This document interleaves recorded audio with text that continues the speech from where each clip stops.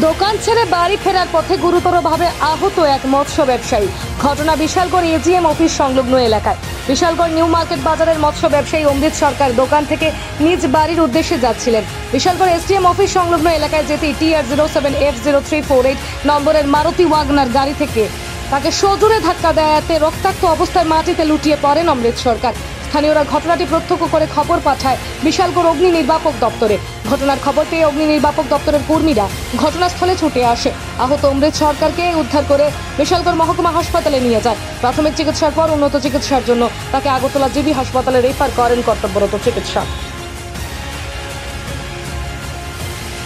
ঘটনা হয়েছে অফিসিয়াল গ্রামীণ ব্যাংকের সামনে একটা বাইক দুর্ঘটনা হয়েছে।